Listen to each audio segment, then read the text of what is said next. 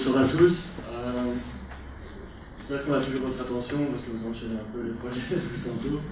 Donc voilà, aujourd'hui on va vous parler du Trade-Mart.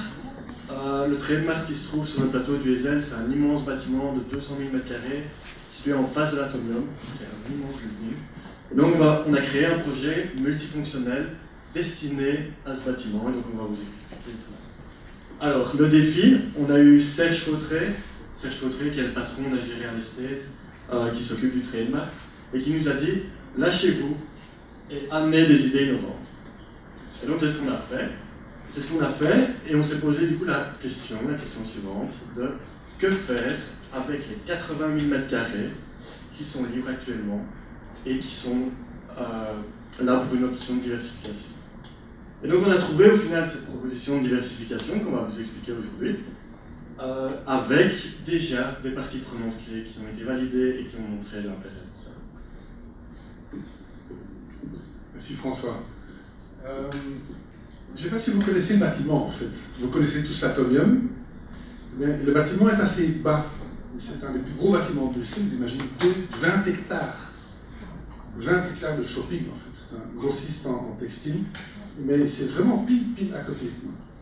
Et en fait, je ne voulais pas y aller parce que je voulais que ça on le fait. Voilà. Et en fait, quand on a été là, on a eu le coup de cœur. Alors, grosso modo, le sens de ce projet, ça a été vraiment apporter des solutions intéressantes, multiples, systémiques, pour que ces solutions puissent répondre aux enjeux du moment et en même temps être rentables, mais en pénétrant quand même dans cette économie de demain, cette nouvelle économie. Donc on a mis quand même la barre assez haut. Mais quand même aussi, il fallait que les valeurs soient cohérentes avec l'historique du lieu, qui est un lieu unique. Vous connaissez l'Atomium, c'est le plateau du Heysel. C'est combien de visiteurs par an l'Atomium? Le plateau du Heysel, c'est 1,2 million de visiteurs par an. Ça fait un paquet de monde. Donc il fallait que le projet soit cohérent avec tout ça, et aussi que nos valeurs à nous, c'est que l'humain, la créativité humaine, soit également au centre de ce projet. Et donc, comment transformer ce gigantesque bâtiment, qui est en fait vide, c'est 16 000 visiteurs par an, sur 200 000 m², donc c'est vide, grosso modo, en un centre, un community center qui pulse vraiment les succès de la nouvelle économie, et qui stimule également les découvertes et la transition économique. Alors, notre solution à 4 volets, François? Alors, je vais d'abord vous l'expliquer rapidement. En gros, notre solution, on veut faire du Trade-Mart un must-see. Donc on a un énorme flux touristique, donc on l'a dit, 1,2 million de personnes, c'est énorme. Et pour le moment, c'est 1,2 million de personnes. Qu'est-ce qu'elles font? Elles vont voir l'Atomium, elles vont voir le musée Adam, qui est pas loin, on en parlera. Mais on aimerait bien rajouter de la valeur encore au-delà de tout ça. On veut a vibrant place. On veut transformer le Trade-Mart en un pôle sport, on en parlera encore après, un pôle sport multifonctionnel. Mais également a place to learn. Donc on va vraiment aller transformer le concept de trade, qu'on va garder aussi, c'est le 4e point, en un endroit où on peut apprendre, où il y aura ce qu'on appelle un competence center, et donc où les gens vont s'initier à la fois à l'économie de demain, mais à plein d'autres termes au niveau du retail. Et c'est synergie, évidemment. Et ça, c'était la grande surprise, j'y reviendrai. Alors, 4 pôles, un peu plus en détail. Le trade, évidemment, puisque c'est l'ADN du lieu, c'est le commerce. C'est le textile, fashion, les souliers, les accessoires, en haut à droite. Ça, c'est un moment de foule. On va le digitaliser avec une application qui permettra de surfer à travers toutes les fonctionnalités du lieu et de nous guider à travers la valeur ajoutée. Et on va rajouter à cette fonction trade une communauté de gens qui vont travailler sur le retail de demain. C'est quoi le magasin de demain? C'est des héritiers, des gens qui cèdent des magasins. Comment on peut construire le commerce de demain avec également un coworking, un Fab Lab et un centre de compétences. Ensuite, le sport. Alors, il y a déjà une étude de faisabilité qui a été faite. Le bâtiment, en cassant 2 plafonds, on peut avoir une hauteur de 8 mètres et demi, presque 9 mètres sous plafond pour créer enfin, sur Bruxelles, une salle de sport indoor, multisport de 5000 places assises, pour pouvoir enfin accueillir des compétitions internationales de tennis, de basket, de volley, enfin de tout un série de sports. Mais également, la grande tendance des e-sports, c'est une grande tendance qui commence à venir, Mais également, on a sur Paris, ce qu'on fait, on a téléphoné à Adventure Park de Wavre, dit venez un peu voir parce qu'il y a 1,5 hectare de bois, est-ce que vous ne voulez pas créer un Adventure Park ici sur le plateau du Hezel? Et ils sont d'accord, ils disent que c'est fantastique. Bref, ils sont partie prenante également. Alors, comme partie prenante de premier plan, le comité olympique belge, Pierre-Olivier Becker, ça m'a répondu tout de suite en disant enfin c'est une solution en or, mais également Jacques Borlée avec le Rappel Sport Academy et les Jeux Olympiques interquartiers. Ça, vous allez en apprendre plus dans la presse.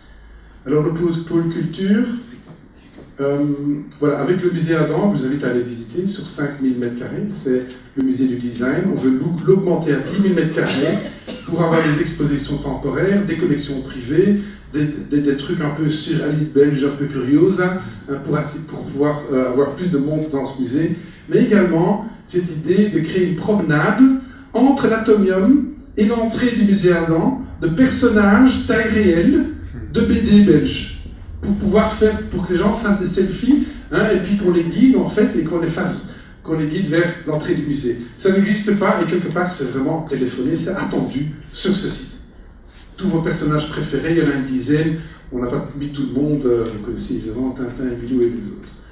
Voilà, alors un centre de compétences.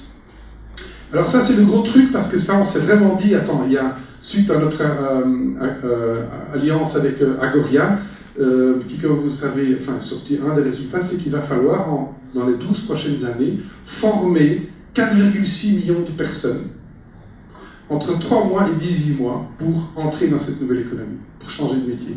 Autant dire, tout le monde va devoir se reformer, donc on a besoin d'un lieu, ça tombe bien, on a 2 mètres carrés. Et voilà, et donc, mais alors un lieu plutôt apprentissage expérientiel, avec de la technologie, du 3D, des simulateurs, tant pour les infirmières que pour les pilotes, avec un coworking, avec du Fab Lab, avec de l'expérientiel, sur le bâtiment durable, sur tous les métiers, finalement les métiers en pénurie et les métiers de la technologie. Mais également, on ne va évidemment pas y manquer, avoir tout un volet pour votre projet à vous, pour reconnecter les gens à leur vraie magie, à leurs vraies envies, leurs rêves, et également connecter les gens aux vrais enjeux de la transition économique. Et alors les synergies, voilà, je te laisse, François, en fait, ça c'est la grosse surprise, parce qu'il y a plein de synergies entre les 4 fonctionnalités. Alors, une des synergies, justement, qu'on a identifiées, c'est une première synergie, et c'est entre le sport et le trade. En fait, on a remarqué que si on mettait un pôle sport, on peut avoir toutes les marques style Adidas, Nike, que vous connaissez, qui vont pouvoir organiser des événements auprès de leurs clients là-dedans, qui vont pouvoir vendre leurs marques. Et donc, c'est une première synergie, en fait. Donc, l'un profite à l'autre, et au final, c'est un plus pour tous. Évidemment, un grand flou de village, hein, parce qu'il faut faire manger tout ce monde. Ensuite, la synergie entre le commerce et l'éducation, c'est le retail de demain, c'est un centre de compétences, c'est également la construction du réel, parce qu'avec Bartibo, ils réfléchissent également sur les matériaux de construction de demain, mais donc c'est quoi, il y a beaucoup de nouveaux jobs à développer dans le bâtiment, hein, Didier, on en a besoin pour notre projet. D'autres synergies entre l'éducation et la culture? Alors oui, justement, il y a des synergies entre la culture et l'éducation.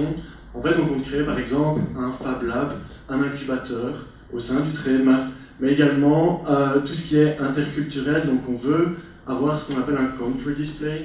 Donc on pourrait avoir différents pays qui vont venir exposer, que ce soit des objets de leur culture, des activités, ainsi de suite. Voilà, le lien entre la culture et l'interculturel et le sport, c'est les Jeux Olympiques interquartiers, c'est les e-sports. Lien entre le sport et l'éducation, c'est un projet qu'on a avec Jacques Borlée, c'est les Edu Games, c'est l'apprentissage par le jeu et par le sport. C'est tout à fait tout ça avec la technologie, c'est faisable dans cette même salle. Également tout ce qui est neurosciences avec le European Sport Academy, pour ceux qui les connaissent, avec les fils de Jacques et tous les athlètes.